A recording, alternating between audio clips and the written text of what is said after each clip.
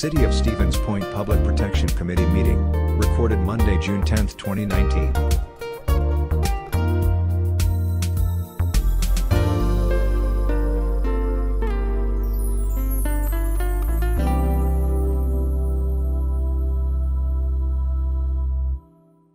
Good evening, everybody. I'd like to call the Public Protection meeting to order. Monday, June 10th at 6 p.m.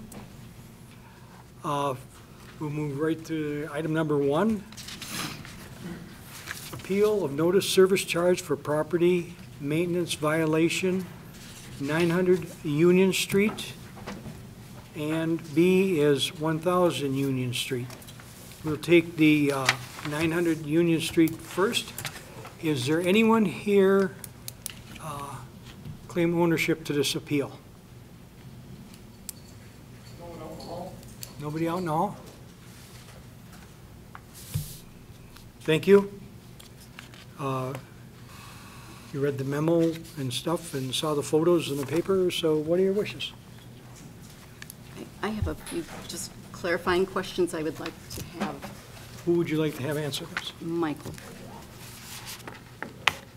Michael? Sorry, Director Ostrowski.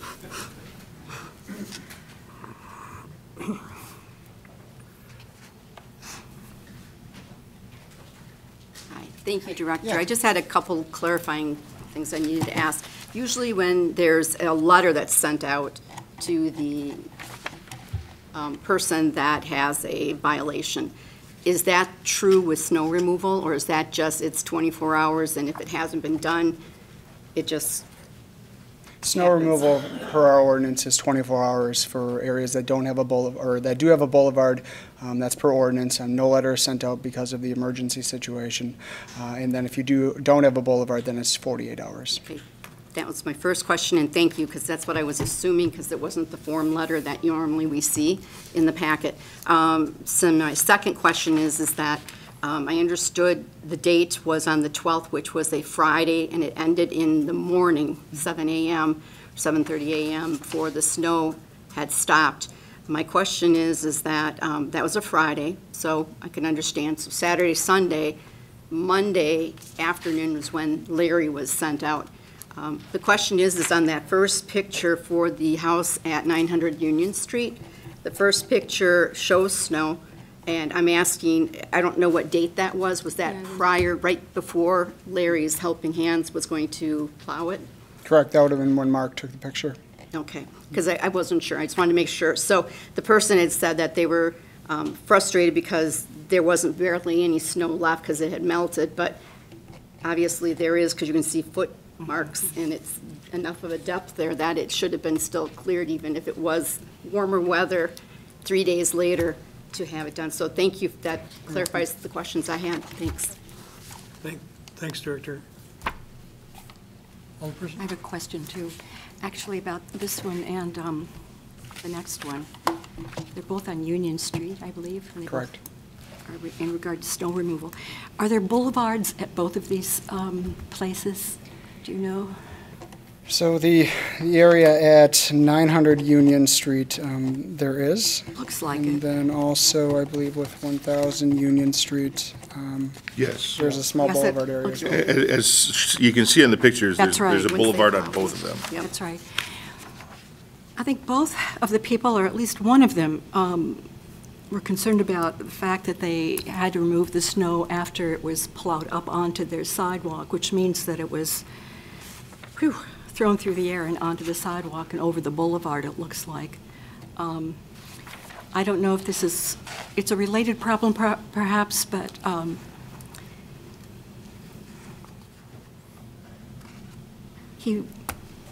one of the people remarked that it was difficult to remove the snow that was, thrown up by the plows, and they got frozen in big chunks, so then it was really hard for him to remove.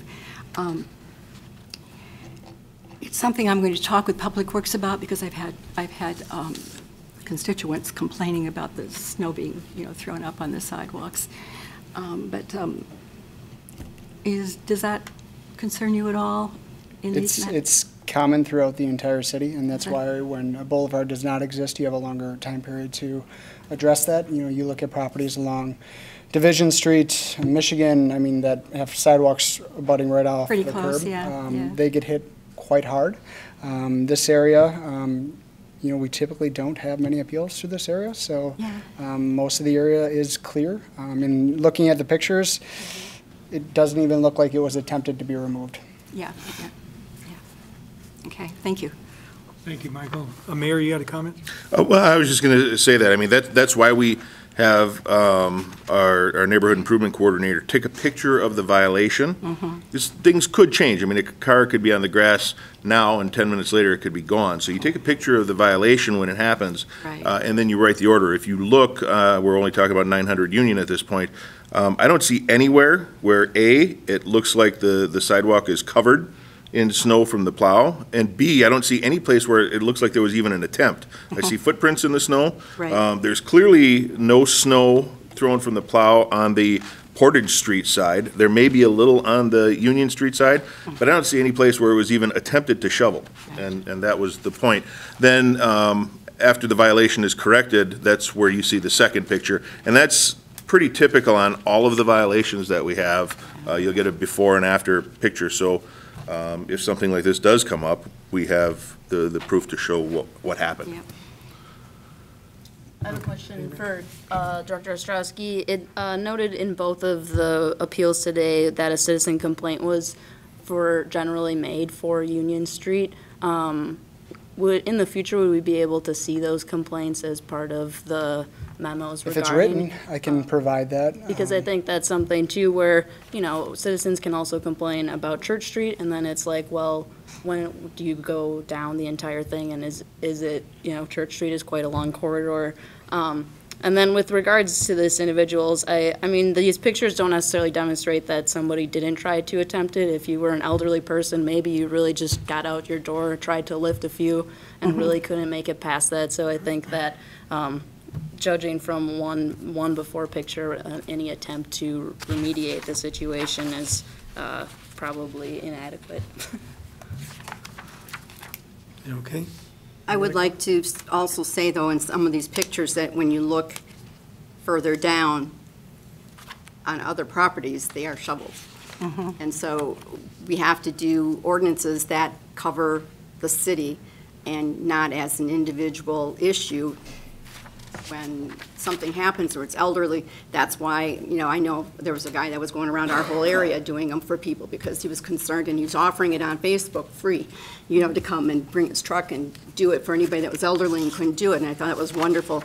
But, you know, you do see, you know, this house here after they did it, but it was clear further down, right here, all the way down, so it was, I feel like it became where, oh, it's the last snow, and so I don't have to worry about it because it's warming up. But if there's still snow there, and if someone was with a wheelchair, they would not be able to go on that sidewalk, and it sure wouldn't be good for them to be going in the street either. So I think we have to be consistent with our rules and our ordinances. So I would like to move that we deny the claims on this one and the following. That's at 900 Union Yes. Street? Is there a second? I'll second. Second by Kathy. Questions out there?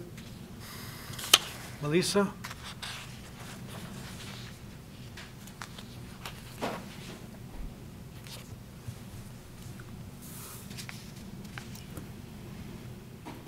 Thank you, Mr. Chair. Melissa Johnson, District 5. I paid quite a bit for snow removal this last winter because I have trouble with those big chunks of snow. I feel fortunate I'm able to afford that, and I agree with Alder Dalton. Some folks might not be able to afford that or aren't able to do it. I remind folks that the Aging and Disability Resource Center has a list of approved both volunteers and low-priced shovelers. I would encourage you to, maybe our community resource officer could share that with folks. It's a simple call. These people are pre-screened, and it's not like having a stranger come to your house. It's someone that is passing muster, and so that is available particularly to our elderly and disabled. Thank you. We'll call for the question. All in favor of the motion, say aye. Aye. Any opposed? Hearing none, motion is carried.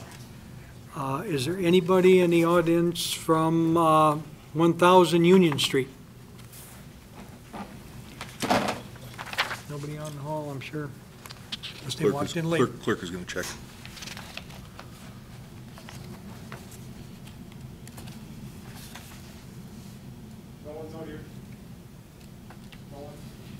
Thank you.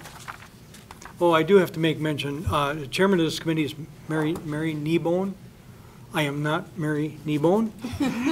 Mike Phillips, I am taking her spot for tonight. I thought you looked a little different. Questions or comments about 1000 Union Street, or motions? A motion to deny the claim.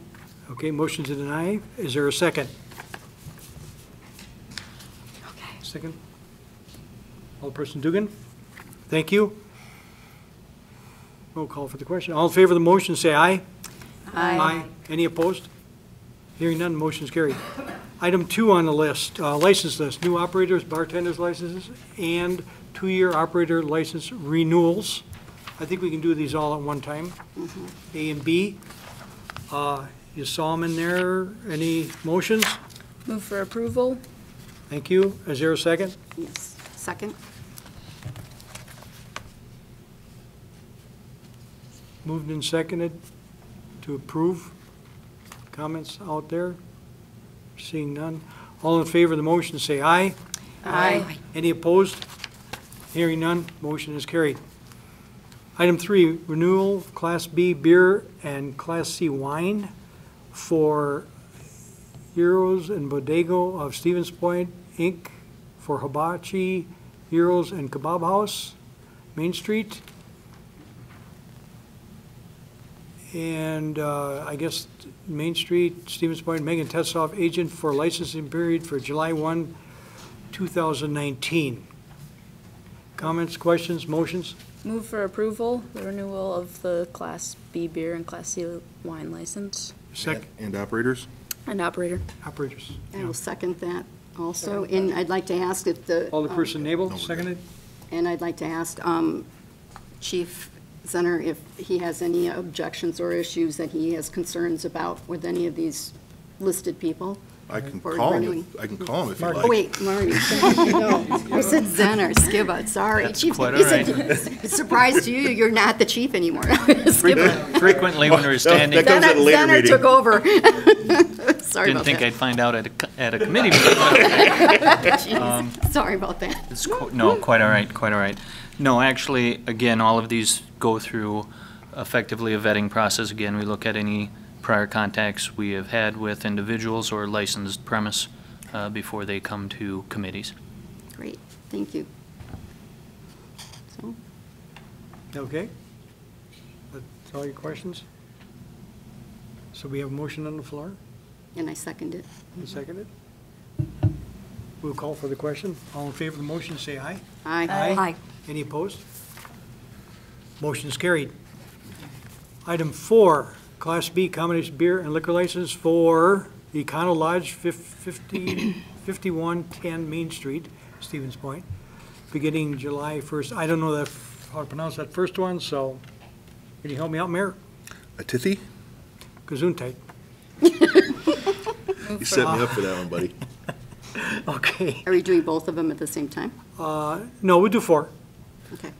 I would move for approval, the Class B liquor and beer license. I'll second it. Seconded by Nemo? Cindy Nemo. Second. Questions, comments out there? Seeing none, we'll call for the question. All in favor of that motion, say aye. Aye. Any opposed? Hearing none, motion is carried. Item 5, change of agent, Riser Fuels, Wausau, Wisconsin. Reeser. Reeser? Oh, God bless you. I only got one eye. Oh. Amber, we won't go there. 1716 Madison Street, agent for the R Store, Wait, are we- Highway 10 East, replacing Laura Wenzel. where are you looking? So there's 2 of Number them. 5. Oh, There's 2 of what them. about Compass Properties? You have an old agenda. We're looking at the New amended agenda. agenda. Sorry. New That was removed. agenda for this. I thought it was the regular general. Thank you. I'd move for approval for the change of agent. Okay. Is there a second? Alderperson Dugan? Okay. Comments, questions out there? I have a question, just to go back on one, if that's a possibility to ask a question. Did we always have a beer and wine usually? This is new for the beer and liquor license? Where are we going here? Reeser? If you go back to the Oh, we're number done with that 4? one, I'm sorry. Oh, well, Is yeah, that new? we can't go back. But is that a, No, I'm it's asking a not. question, it's not new. We do Yep. do double licenses that way. Thank you, that's all I wanted to know. Are we on 7 now? 5. Bye. You're really trying to jump it, look at him. Okay, this for rides or fuel in the R store. All in Move for favor of that approval? motion, say aye. Aye. Aye. Aye. Aye. Any opposed? Hearing none, motion's carried. Oh, here we got, no, item 6, there's 4 items on here. I think we can do all of them one time.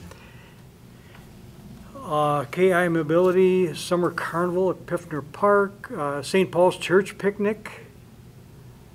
It doesn't have any dates in here. Okay, C is Stevens Point Parks, Recreation, Forestry, Riverfront Rendezvous, July 4th through the 6th.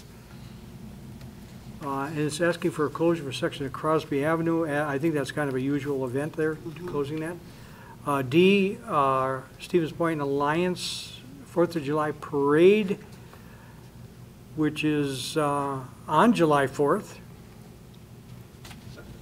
And then E is the Stevens Point Alliance Discover Downtown event on July 20th.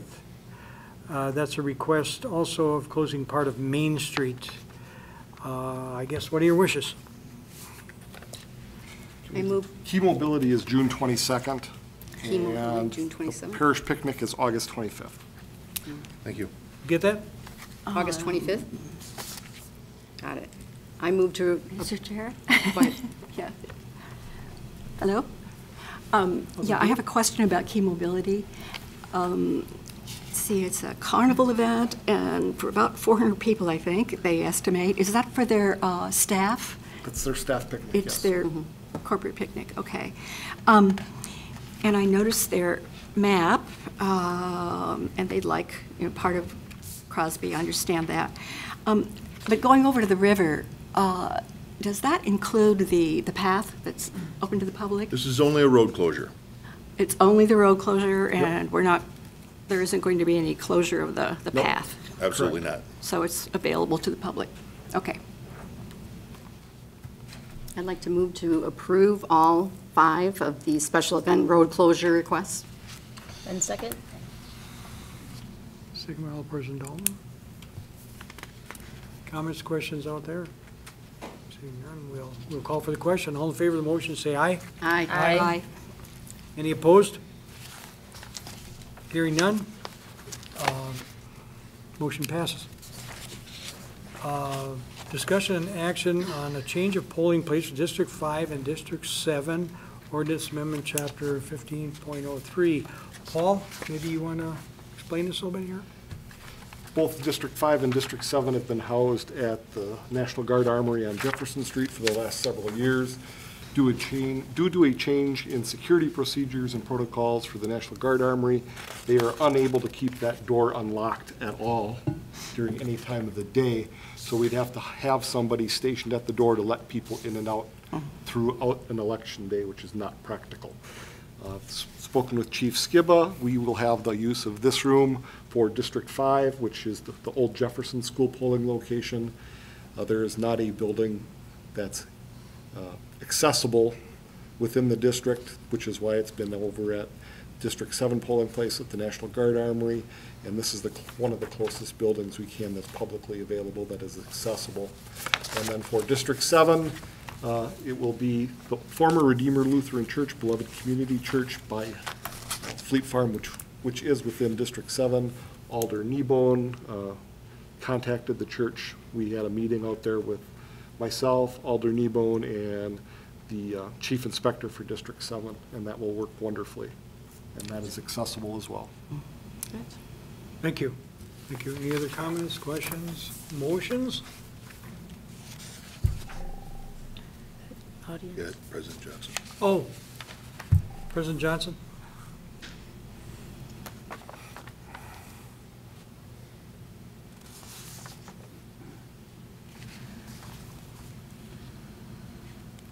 Thanks again. I just want to make sure that this is going to be a great location for District 5, a little bit farther for those folks south of the railroad tracks. It's unfortunate.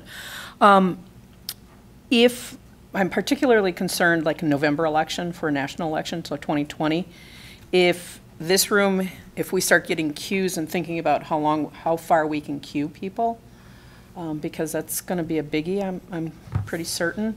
Is it possible to think about using the other room so we could queue people down the hallway a little bit farther? Could be a blizzard, it could rain, or it could be 90 degrees, who knows? Just want to throw that out there because that's one concern I had is the length of the queuing area, so. Thank you. Mayor? Yeah, and that'll be up to the clerk, but we could Yeah. have the line come around and queue and maybe do some pre-registration in that room. That could work voting in too. here, but That could work. yeah. That was my one concern, and I think I had sent that to you in an email originally, so, thank you. Thank you. I'm still looking for a motion to, I would move to approve the ordinance amendment, changing the polling places for District 5 and 7. 7. Thank you. Seconded by I'll second that. Alderperson Nabel. All in favor of that motion, say aye. Aye. Any opposed?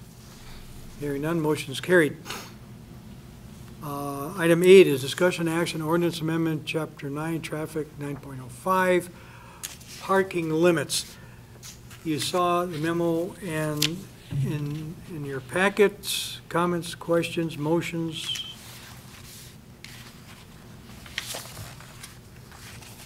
Or would you like to explain something, Paul? No? Nobody? We'll just be really quiet here now. Well, I'll make a motion. I guess I can. Member of the committee, I'll make a motion to approve the ordinance amendment.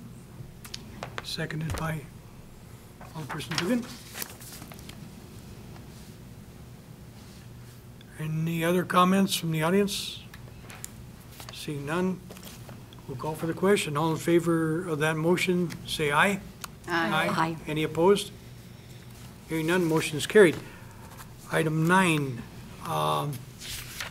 that I had just put on the agenda for a reason to charge a fee, and I just wanted to have some, we'll have to do a little more depth investigation about this, but what are your thoughts on instituting a fee for the property maintenance appeals? There's a lot of work, as you can see, goes into this beforehand, and the people don't show up. You just hand it in, and there's a lot of work done, a lot of hours done, and I just wanted to run it past you. Mayor? Well, and I can speak to at least my thoughts on it, and that's exactly it. You see in your packet, there's a fair amount of information that's compiled, and we're going to be doing more now. This takes up staff time, and I believe at least some of these appeals are there just because they have the right to do it. They may not even fully believe that they shouldn't have had the fine. The option is there, so it's done. What the fee would do would allow them to have some skin in the game and kind of prevent, I don't want to say frivolous, but less than evidenced appeals. If I really think I didn't do this, then the least I could do is show up at the meeting. We have had this happen a lot recently. I remember one meeting in particular, 4 appeals, not one of them showed up, and we spent 20 minutes on nothing. Now, there was a kind of a misleading headline that said the city was just going to implement this fee. That's not the intent. The intent is if you file an appeal, there's let's say a $25 fee to file the appeal. If you win that appeal, if we were in the wrong, and it happens occasionally where we're in the wrong, we can refund that fee. So there's no cost to anybody if it's upheld.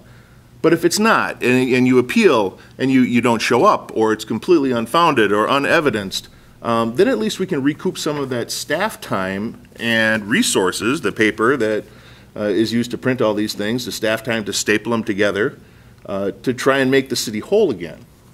So that's kind of the reason that we've tossed this idea around.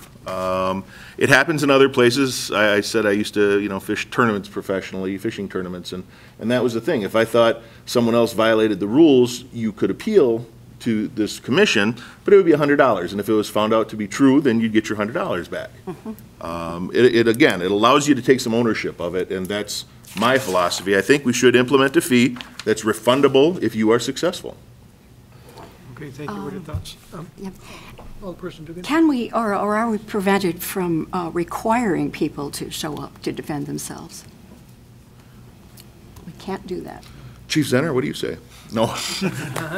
No, we can't, like, force somebody to show up at an appeal. Can't force them, but you could say, you need, It's kind of you need to implied. represent yourself. It's kind of And if you implied. don't, we're not, Well, I wouldn't suggest that we deny an appeal just because they don't show up.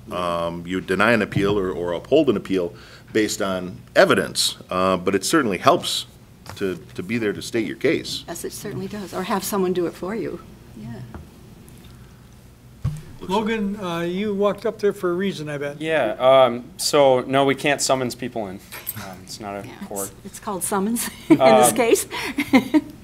But what the mayor just said about denying one simply because somebody doesn't show up, well, in court, that's called a default, and it happens most of the time with traffic tickets. In any given week or week of traffic tickets in municipal court, you might have, let's say if you average 100 tickets on there, you probably only get about 6 to 12 people who show up to talk about it. Really? And the rest are defaults. And even if somebody files a not guilty plea and it gets scheduled for a pretrial conference, a notice is sent to them. If they don't show up to that, that's a default as well. I don't sit and prove the case to the judge in their absence. I would just say, well, they didn't show up, so they're conceding the case. Now, certainly that's up to you guys whether you want to do that, but it wouldn't be entirely outside the realm of norms within the broader judicial system. It's interesting, thank you. So just to add a little bit more context to this, it's kind of interesting that it popped up. I didn't know until I saw the agenda that Mike had requested this item to be on here. So Michael and I have been talking about this for a little while, but I had just prepared a draft ordinance that we're hoping to bring forward for you to discuss next month, which would create a generalized city appeals board.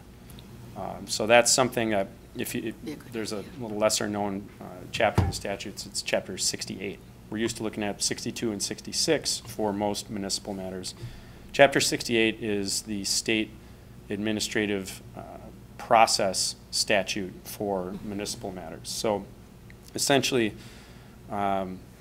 imagine if somebody was aggrieved by a decision that a city official had made. Anything, could be absolutely anything.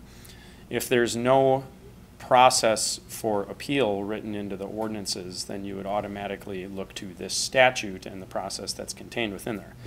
Now, the complicated part is that if you have an appeal process that's written into an ordinance, but in some even rather minuscule way, it deviates from all of the levels of process that are described in this statute, then essentially somebody can run all the way through the process that we've set up and then go back and have to do this whole other thing, which becomes a bit of a hassle.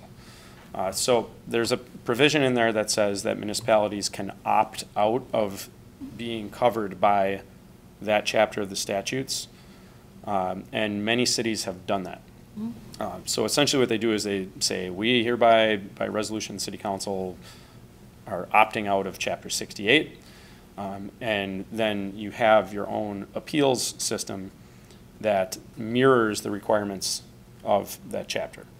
So if you wanted to appeal pretty much any action of the city that you were directly impacted by, other than things that have their own appeals process, like property taxes or zoning or, well, typically you see cities excluding anything alcohol related from that as well. That would still go through this body in the Common Council. But anything else, would go through that process. Now, the appeals board, that could still be this body. It could be a different body that's created specifically for that purpose. But it plays right into the context of this. So I guess just keep that in mind, and we'll be bringing the full text of that forward next month. Well, I would just like to say that I'm very disappointed to see this item come forward. I think that first and foremost, it puts an undue financial burden on residents to go through a process of appealing. And whether or not $25 or $20 is substantial, and whether or not you get it back, if it's legitimate, if you are of the 50% of households that are income constrained and living paycheck to paycheck, it makes a difference whether or not you put $25 in to appeal something and then have to wait another month for it to come back if you're successful. And I think just on my brief experience already with these appeal processes, at least 2/3 of them, there has been miscommunication or unclear communication between our neighborhood improvement coordinator about these sorts of ordinance violations. And so I think at least until some of that is cleared up, can we add an additional level of burden to our residents who are already trying to navigate ordinances and figure out things that maybe they are apt at reading, but that also requires homework and time and energy on their own part. To some extent, we should almost be encouraged that they're appealing because it means they're getting involved with the city processes and better understanding what is going on and what is governing, maybe it even leads to the point where residents say, this ordinance doesn't make sense. And so in the hundreds of people that I've talked to, and this situation has come up, just the violations, many residents feel stressed about, I'm trying to fix my house, I'm trying to work my 3 jobs, and so maybe they can't show up at a 6 o'clock meeting because they're at work. And so that, I think, is a totally ridiculous thing to consider, though I don't think that's really what this process, and basically I just feel like this is an incredibly lazy way to deal with wanting to do the work of these appeals. And I think we already heard a solution for someone with snow ice removal. Well, there's a list of people that are offering free services, and if we were instead to dedicate time, maybe there's an elderly person who can't do it and can't afford to do it, well, maybe we could dedicate our staff time to finding neighborhood champions who then they can connect with. And that would be a much better solution that empowers people to take care of their properties, makes them feel better about the city and the place that they live in. And so, to be clear, I would not support 1 more minute of staff time considering whether or not we should propose a fee for appeal process. You know, I want to mirror some of that because people that get these fines as they are, they're already burdened with this $100 or whatever it is. And so then if you ask them to pay another $25, and chances are that they wouldn't win, it's just adding to it so that they just give up in disgust. I think if we have an opportunity to educate, I think that's key. And having that opportunity to have people come in and discuss and find out why and how it works, I think that's why every time when we're denying an appeal, I try to explain it, why it's being denied. Because I think it's so important that people understand how much further this goes and what it means to the whole city. But I don't want to add another burden to them. I know it's hard. I know it adds a lot more work to the department, but I really want people to be involved too. Okay, thank you. Alderperson Dugan? I need to sit closer to the to the chair. I agree with both of those comments. I would definitely support a small fee. And yet, I also have argued for in the past that people need a lot more education. They need a note in their hands. They need more time. They need explanation. They need more communication from our neighborhood coordinator or someone else on staff, because I think they don't understand all the time. I don't think they understand why this was happening in this way. They don't have the time to do that.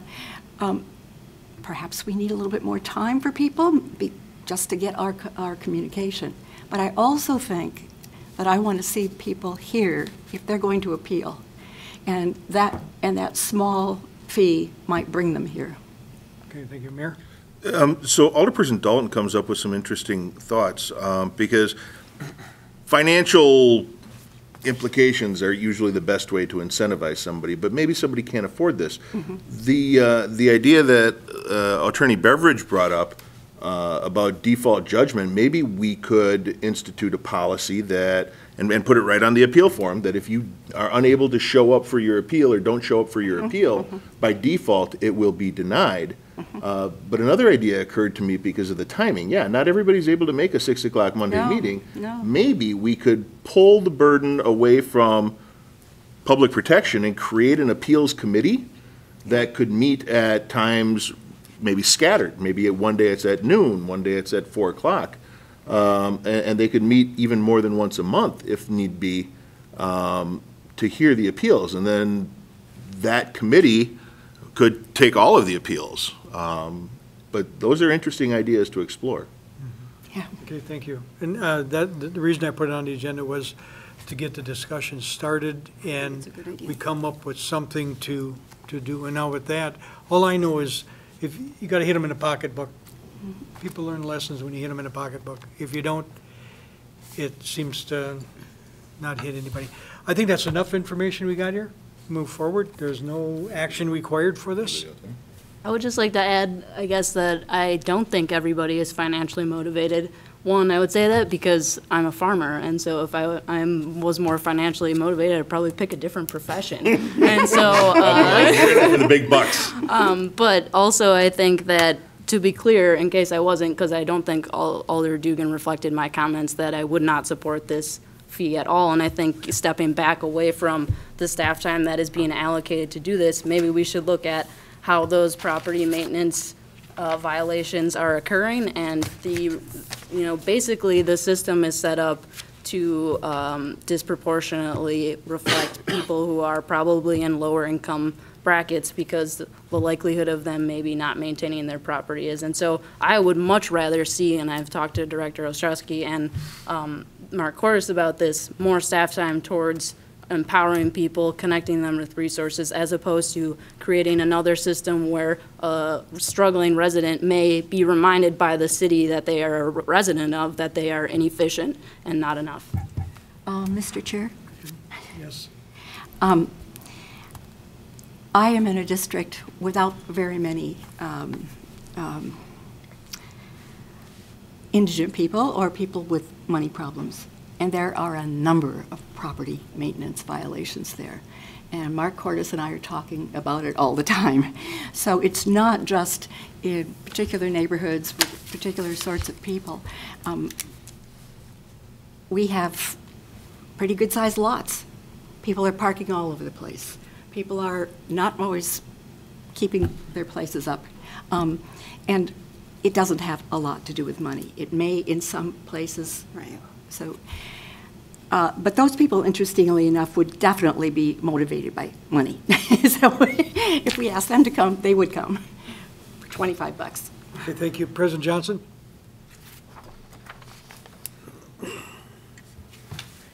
And thanks again, Mr. Chair. And I appreciate the discussion.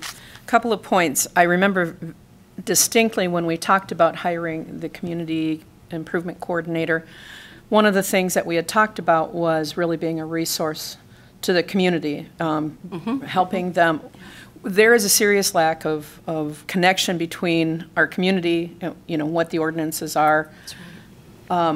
My background is in public policy, and sometimes I look at the ordinances and I'm a little confused as well. So, if you've got 3 kids and you're running out the door and trying to figure things out and 2 jobs and whatever else. So I think the idea was, when we gave permission for this position, was really to be that community resource, to provide good information. And I've said it before when I was on public protection, we need to do some more outreach and education. I feel strongly about that because it's kind of lacking. And I'm not saying that's good, bad, or that the community development department isn't doing their job. Their job isn't necessarily education, but we very specifically wanted this position to be about that and outreach. The appeal process is really the public's only chance to be heard in public. I cannot, even though I understand what you're saying, the amount of time that goes into this, and I cannot support a fee for our citizens' time to be heard. I think that's wrong. That's their only opportunity, whether they show up or not. And again, they could be working. They could have a sick kid. They could have whatever else is going on. I think their absence here doesn't indicate their interest in resolving the issue. That is a poor assumption. And just because someone's home may look as though they have resources, we don't understand their personal budgets. So I understand and appreciate the discussion about trying to bring money in to support the Community Development Department and all that they do for our community, which is amazing. But the appeals process is the public's opportunity to be heard in public, and it is their only opportunity. So, thank you. Okay, Mayor? Mr. Chairman, could you ask President Johnson, please, what her thoughts are on the other two suggestions about not having a fee and having something for a default, and/or the creation of an appeals committee so we can have them meet at different times? Well, I think that's going to be worked on over this next Yeah. month. I know, or but so. I as long as people are here, Yeah. I'd like kind of some opinions. Oh, okay. I don't know if I support necessarily if you don't show up by default, you lose. I don't know the details of this at this moment. I would be reluctant, again, for all the reasons I've listed. Work, kids, baseball games, I mean, let's face it, some people are working 2 and 3 jobs, like me. A committee that's meeting at different times to accommodate our citizens, that gives a equal eye and a chance for the public to be heard, I think I could support that. So, thank you. Okay, I'll make one comment about that. I think we're just another layer of government, and I disagree with another layer. We got too many layers already. One thing is, Johnson mentioned about people, let's face it, there's 3, 4, 5% of the people are the perpetrators. Can I call them perpetrators? They're the ones putting the couches on the lawn, they're the ones not shoveling and everything else. But the rest of us are paying for the staff time. That's not fair. They should cough up a little bit for it.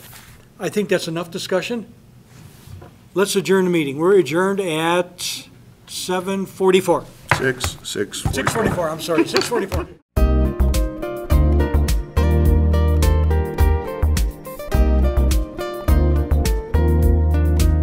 Videos of these meetings are available for viewing on the city's website, stevenspoint.com/videos.